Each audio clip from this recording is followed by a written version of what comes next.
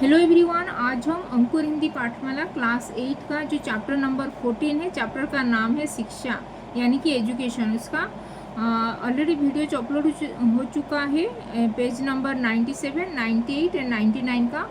आज हम page number 100 इसका आज मैं एक्सप्लेनेशन करूँगी। तो अगर फर्स्ट टाइम इस चैनल में आए हो तो हिंदी पाठमाला विथ ममता चैनल को सब्सक्राइब कर देना, इस वीडियो को भी लाइक और शेयर कर देना। तो चलो स्टार्ट करते हैं। पेज नंबर 100, चैप्टर नंबर 14 शिक्षा, अंकुर हिंदी पाठमाला क्लास 8। तो इस पहले वाला वीडियो को पहले देख लेना, चैप्टर नंबर पेज नंबर 98, 99, 97 का, क्योंकि वो एक्सप्लेनेशन हुआ है वहाँ पे स्टार्टिंग से। तो चलो स्टार्ट करते हैं। Page number 100। तो वहाँ पे क्या क्या हम पढ़े थे कि उस जो रवि एक गांव में पढ़ता था।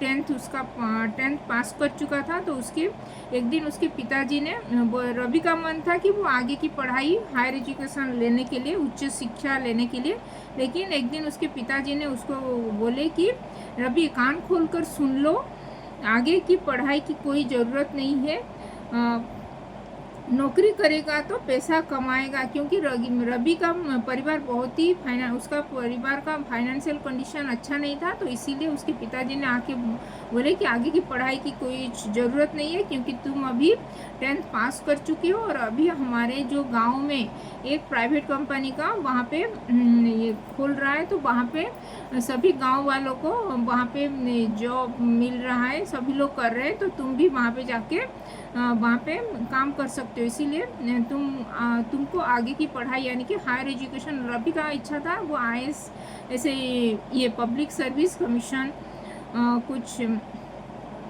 एडमिनिस्ट्रेटिव, ये जो IPS ऐसे कुछ पढ़ाई करके वो IAS ऑफिसर बनना चाह रहा था। आगे की पढ़ाई करने के लिए वो ये हायर एजुकेशन लेना चाह रहा था। लेकिन उसके पिताजी का मन था कि वो आगे की पढ़ाई करने की कुछ ज़रूरत नहीं है, और तुम यहाँ पे जो गांव में जो प्राइवेट कंपनी खोल रहा है तो वहाँ पे जाके अपना काम करके जो पैसा कमाओगे तभी हमारा जीवन निर्वाह हम कर पाएंगे। क्योंकि उसका फाइनेंशियल कंडीशन उसके परिवार का अच्छा नहीं था। तो फिर क्या हुआ, पढ़ाई करेगा तो पैसा खर्च, अभी अगर तुम हायर एजुकेशन और लेने जाओगे, कहाँ पे बाहर जाके रहोगे तो वहाँ पे भी तुम्हारा खर्च अधिक होगा। तो कहाँ से पैसा आएगा बोल के वो उसके पिताजी रवि को कहने लगे, जिसने जितने साल पढ़ने में लगाएगा तब तक कम से कम 2 लाख रुपए बचा लेगा। तो यदि अगर आगे की पढ़ाई के लिए 2-3 साल अगर पढ़ाई करोगे तो उसमें भी पैसा खर्च होगा। तो अभी अगर जॉब करोगे तो 2-3 साल में तुम जो पैसा भी कमा लोगे और कुछ सेविंग भी हो जाएगा, 2-3 लाख भी ऐसे सेविंग भी कर पाओगे बोल के उसके पिताजी ने उसको कहने लगे। तू अब पढ़ लिख गया है, अपने आप हिसाब लगा ले। तू अभी पढ़ लिख गया है, 10th पास हो चुका है, तो अभी तुम अपने आप ही हिसाब लगा लो कि आगे अगर पढ़ाई करोगे तो कितना पैसा खर्च होगा, और हमारा तो इतना फाइनेंशियल कंडीशन ठीक नहीं है। तो आगे की पढ़ाई के लिए भी कहाँ से पैसा आएगा, और हमारा खर्च भी बढ़ेगा, और तुम्हारा भी वहाँ पे रहने के लिए, खाना खाने के लिए, और जो पढ़ाई करोगे उसके लिए भी थोड़ा और एक्स्ट्रा मनी भी तुमको पे करना पड़ेगा। तो इसीलिए उसके पिताजी ने आगे की पढ़ाई करने के लिए उसको उसको मना कर रहे थे, और वहाँ पे जो गांव में उसका प्राइवेट कंपनी में जाके ये सर्विस यानी कि जॉब करने के लिए बोल रही थी। तू अब पढ़ लिख के आए तो अपनी हिसाब लगा ले कि रोटी घर से निकल आएगी। तो मतलब वो घर से ही जो उसके कंपनी में जो प्राइवेट कंपनी वहाँ पे खुल रहा है, फैक्ट्री जो खोल रहा है, तो वहाँ पे अगर वो काम करेगा तो रोटी घर से ही खा के जाएगा। तो ये भी कम ये बच जाएगा, और उसका जो घर का किराया भी बाहर जाके रहता तो वो भी बच जाएगा। तो इसीलिए उसको बोले कि पूरा वेतन तुम्हारा बचाएगा, तो तुम्हारा पूरा वेतन बच जाएगा, और रोटी घर से निकल आएगा, और ये भाड़े का भी ये वहाँ पे भी एडजस्ट हो जाएगा, तो इसीलिए तुम्हारा पूरा वेतन यानी कि सैलरी पूरा बच जाएगा, तो इसीलिए तुमको आगे नहीं पढ़ना चाहिए बोल के उसके पिताजी का उसके ऊपर दबाव बना रहे थे। लेकिन रवि का मन था आगे की पढ़ाई करने का, लेकिन मैं आगे नहीं बढ़ पाऊंगा। फिर वो बोला रवि कि मैं आगे नहीं बढ़ पाऊंगा, मेरा सपना है आगे बढ़ना है, आगे की पढ़ाई और करना है बोल के। तो क्या लाटसा बनेगा? रमा शंकर बिगड़ कर बोला। फिर उसके पिताजी का नाम था रमाशंकर, तो फिर वो बोले कि रवि के पिताजी कि अगर और ज़्यादा पढ़ेगा तो क्या लाट साहब बन जाओगे? लाट साहब यानी कि बहुत बड़ा ऑफिसर बनोगे क्या? रमाशंकर थोड़ा गुस्से में आकर बिगड़ कर बोलने लगे रवि क्योंकि उनकी बात नहीं मान रहा था। मैं आईएएस अफसर बनना चाहता हूँ। फिर वो रवि बोला कि मेरा सपना है कि मैं आईएएस ऑफिसर या आईएएस ऑफिसर जो ये पब्लिक सर्विस यूपीएससी का एग्ज़ाम देके जो आईएएस ऑफिसर बनने का उसका ये मन था, इसीलिए वो आगे की पढ़ाई करके वो उच्च शिक्षा लेके वो आईएएस ऑफिसर यूपीएससी का एग्ज़ाम देने के लिए, वो कॉम्पिटिटिव एग्ज़ाम देने के लिए वो सोच रहा था, इसीलिए मुझे आईएएस ऑफिसर बनना है बोल के वो कहने लगता है उसके पिताजी को। फिर उसके बाद का स्टोरी है, लगता है अपने पैरों पर कुल्हाड़ी मारने का शौक हो रहा है। तो उसके पिताजी बोले कि लगता है कि तुमको अपने पैर पर, अपने लेग में ही, अपने आप पर ही कुल्हाड़ी यानी कि जो एक्स जो लकड़ी कट करते हैं उसको ही अपने पैर पे ही कुल्हाड़ी मारने का ऐसे मन हो रहा है तुम्हारा। जैसे ये एक मुहावरा है कि पैर पर कुल्हाड़ी मारना, यानी कि जो अफसर आ रहा है उसके सामने उसको नज़रअंदाज करके अपने ही पैर पर कुल्हाड़ी मार रहा है बोल के वो उसके पिताजी उसको कहने लगते हैं, क्योंकि उसके घर के पास ही वो फैक्ट्री खुल रहा है, तो वहाँ से ही वो पैसा जो कमाएगा वो बच जाएगा, उसका पूरा सेविंग हो जाएगा, इसीलिए वो फैक्ट्री में काम करने के लिए उसको बोल रहे थे। लेकिन उसका मन था कि वो आईएएस ऑफिसर बनना, वो उच्च शिक्षा लेके आईएएस ऑफिसर बनने का उसका मन था। लेकिन कान खोलकर सुन ले रवि, इस घर में रहना है तो पढ़ने का भूत उतारना होगा। फिर वो उसके डैडी, उसके जो पिताजी उसको वो कहने लगे, रमाशंकर ने कहने लगे उसके बेटे रवि को कि अगर इस घर में रहना है तो पढ़ाई करने का भूत जो तुम्हारे सिर पर जो नाच रहा है उसको उतारना पड़ेगा यहाँ पे अगर रहना है तो। रमाशंकर ने धमकी दी।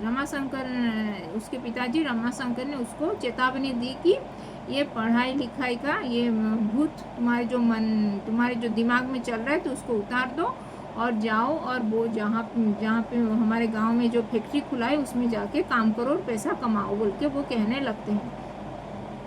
लेकिन रविंद्र को पढ़ने की धुन थी। लेकिन वो जो रविंद्र यानी कि रवि का फुल नेम, स्कूल नेम था रविंद्र, लेकिन रविंद्र को पढ़ने की ही बहुत ही शौक था। उसने कॉलेज में दाखिला ले लिया। फिर वो ये जो रवि ही उसके कॉलेज में ही एडमिशन ले लिया और यह सुनते ही रमाशंकर आग बबूला हो गए। ये सुन के ही वो रमाशंकर जो रवि के पिताजी रमाशंकर आग बबूला यानी कि बहुत ही गुस्से हो गए, गुस्सा करने लगे कि वो उनका बेटा रवि उनका बात नहीं सुन रहा है और आगे की पढ़ाई करने का जिद कर रहा है। रविंद्र का घर से बाहर कर दिया। फिर वो रविंद्र को घर से बाहर कर दिए, जाओ तुम बाहर जाके रहने लगो बोल के। रविंद्र अब क्या करे कुछ समझ नहीं आ रहा था। रविंद्र यानी कि रवि अभी क्या करेगा उसको समझ में नहीं आ रहा था। वह प्रिंसिपल साहब जो उसके जो स्कूल के जो प्रिंसिपल थे उसके पास जाने लगा। कौन? रविंद्र यानी कि रवि। उन्होंने रविंद्र को अपने घर पनाह दी। फिर वो रविंद्र को जो प्रिंसिपल, उसके जो स्कूल के प्रिंसिपल थे उसके घर में पनाह दी, यानी कि उसके घर में रहने के लिए जगह दिए। यह सोचकर कि ये हो सकता है 2-4 दिन बाद रविंद्र के माता पिता को गुस्सा शांत हो जाएगा और उसको लेने के लिए, लेकिन ऐसा नहीं हुआ। फिर वो सोचने लगे, उसके जो प्रिंसिपल थे, 2-4 दिन के बाद जो रविंद्र के पिताजी रमाशंकर का गुस्सा शांत हो जाएगा और वो रविंद्र यानी कि रवि को लेने आ जाएंगे बोल के। लेकिन ऐसा कुछ भी नहीं हुआ था उसके साथ। किसके साथ? रविंद्र के साथ। कि उसके पिताजी बहुत ही गुस्से वाले थे, तो वो गुस्सा करते थे, क्या पता क्या इतना गुस्सा करते हैं जो। तो उसके बेटा का भी ख्वाहिश को पूरा नहीं करके वो अपना ही मन का बात मनाने के लिए वो लग पड़े, उसके पीछे ही लगे रहे लग गए थे। लेकिन पिताजी लोगों को भी, पिता लोग जो पेरेंट्स लोग की भी ये भी सोचना चाहिए कि उनके बेटे लोगों का क्या मन है, तो वो आगे क्या करना है। लेकिन वो अपने पेरेंट्स लोग भी वो बेटे के ऊपर, जो अपने जो किड्स के ऊपर, आज के ऊपर वो प्रेशर डाल रहे थे कि वो तुम हमारा जो ये सोच है उसको ही मानो। लेकिन वो रविंद्र का सोच था वो आगे की पढ़ाई करना, तो इसीलिए उसको घर से भी निकाल दिए थे उसके पिताजी। और अभी जाके वो उसके जो प्रिंसिपल के घर में रहने लगा था। और एक वो 2-4 दिन हो गया, फिर भी उसके पिताजी का गुस्सा शांत नहीं हुआ और उसको लेने नहीं आए थे। घर वालों के क्रोध के सामने प्रिंसिपल साहब की एक न चली। जो घर वाले, उसके जो घर वाले थे, रविंद्र के घर वाले को भी मनाने के लिए वो प्रिंसिपल, जो रविंद्र के स्कूल के जो प्रिंसिपल, उसको मनाने के लिए, वो रमाशंकर को मनाने के लिए भी ये बात करने के लिए गए थे। लेकिन उससे भी उनका कुछ भी फायदा नहीं हुआ। वो रमाशंकर बहुत ही गुस्से वाले थे, तो उसको समझने में भी वो नहीं ना समझते। वो अपने ही जिद में अड़े हुए थे कि रविंद्र को अपना ही रविंद्र को अपना ही वो आगे की पढ़ाई छोड़कर अपने ही गांव में जो फैक्ट्री खोल रहा है उसमें ही काम करना चाहिए बोल के उनका मत था। गुस्सा शांत हो जाए, लेकिन ऐसा नहीं हुआ। घर वालों के क्रोध 2-4 दिन बाद रविंद्र के माता पिता को गुस्सा शांत हो जाए, लेकिन ऐसा नहीं हुआ। घर वालों के क्रोधित के सामने प्रिंसिपल साहब की एक न चली। घर वालों का जो क्रोधित थे वो उनके सामने, वो प्रिंसिपल भी उनका कुछ भी काम नहीं आया। मजबूर होकर प्रिंसिपल के घर से रविंद्र को जाना पड़ा। फिर मजबूर होकर जो प्रिंसिपल के घर से ही रविंद्र को जाना पड़ा उसके घर। वह घर नहीं गया, सीधे शहर के लिए रवाना हो गया। वो सीधा अपने घर को नहीं गया था। कौन? रविंद्र। वो सीधा वो शहर के लिए, जहाँ पे वो आगे की पढ़ाई करने के लिए जाने वाला था, तो वो सीधा वहाँ पे ही चला गया शहर को। लेकिन समस्या रहने की थी। जाए तो जाए कहाँ। लेकिन वो उसके पास जो समस्या था, जैसे ये एक मूवी आया था ना, क्या मूवी है, एक मूवी जो आया था 12th फेल करके, जो मूवी में दिखाया गया था कैसे वो एक लड़का गया था गांव से और वहाँ पे वो IPS ऑफिसर बना था। वैसे ही उसका स्टोरी है ये रविंद्र का। मजबूर होकर प्रिंसिपल के घर से रविंद्र को जाना पड़ा, लेकिन वो घर से सीधा शहर के लिए रवाना हो गया। लेकिन समस्या रहने की थी। जाए तो जाए कहाँ। लेकिन उसका समस्या था कि वो शहर में वो कहाँ पे रहेगा। कॉलेज के पास एक मंदिर था, वहाँ पे उसके जो कॉलेज में एडमिशन लेने के लिए गया था, वहाँ पे एक मंदिर टेम्पल था। उसने मंदिर के पुजारी जी से बात की। फिर वो जो मंदिर के जो पुजारी थे, जो प्रीस्ट थे, जो पूजा कर रहे थे, उनसे वो बात करने लगा। रविंद्र ने कॉलेज में दाखिला और छात्रवृत्ति के लिए के कागज़ दिखाए। फिर वो रविंद्र ने वो जो कॉलेज में एडमिशन के लिए और उसका जो छात्रवृत्ति यानी कि जो स्कॉलरशिप उसको मिला था 10th का, तो वो भी पेपर उसको दिखाए वो पुजारी जी को। उसने रविंद्र को मंदिर में ठहरने की इजाज़त दे दी। लेकिन वो भले ये पुजारी अच्छे आदमी थे, तो इसीलिए वो मंदिर में रहने के लिए वहाँ पे एक जगह दे दी वहाँ पे रविंद्र को। पुजारी ने शर्त रख दी कि उसके दोनों बच्चों को पढ़ाना होगा और मंदिर की सफाई और छोटे मोटे सभी कार्य करने होंगे। फिर वो पुजारी जी ने उसके ऊपर शर्त रख दी कि जो पुजारी जी के जो दोनों बच्चे थे उनको भी वो पढ़ाई करेगा, उनको पढ़ने में उनको हेल्प करेगा, और जो मंदिर की जो साफ सफाई और छोटा मोटा जो कार्य था वो भी उसको करना पड़ेगा, तभी वो रह पाएगा मंदिर में, बोल के उनका शर्त था। तो रविंद्र भी मान गया। रविंद्र को सिर छुपाने की जगह मिल गई और उसने पुजारी जी की शर्त मान ली। फिर रविंद्र को भी वो घर उसको भी सिर छिपाने के लिए, यानी कि उसको भी रहने के लिए जगह मिल गया, तो वो भी मान गया वो पुजारी जी का सभी शर्त कि वो वहाँ पे सभी काम करेगा, वो सफाई का ये मंदिर का सफाई का काम और बाकी छोटा मोटा जो भी काम है, और उनके जो दोनों बेटे थे मंदिर के पुजारी के उनको भी पढ़ने में उनको हेल्प करेगा। बेघर रविंद्र को घर मिल गया। फिर जो रविंद्र इधर उधर कहाँ पे रहने के लिए वो ट्राई कर रहा था, इसीलिए उसको घर भी मिल गया वो मंदिर में।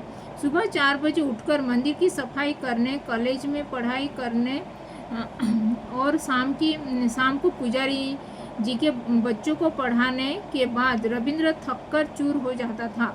तो सुबह 4 बजे वो उठता था और मंदिर के साफ सफाई सभी कार्य वो करने लगता था। फिर उसको कॉलेज में जाके वो पढ़ाई करना था। फिर वो जो कॉलेज के बाद आने के बाद वो इवनिंग में वो जो ये पुजारी जी मंदिर के जो पुजारी थे उनके जो दोनों बेटे को भी पढ़ाई करने के बाद वो रविंद्र बहुत ही थककर चूर हो जाता था और मंदिर के कोने में जाकर वो सो जाता था। मंदिर के कोने में कॉर्नर जगह में जाकर वो सो जाता था।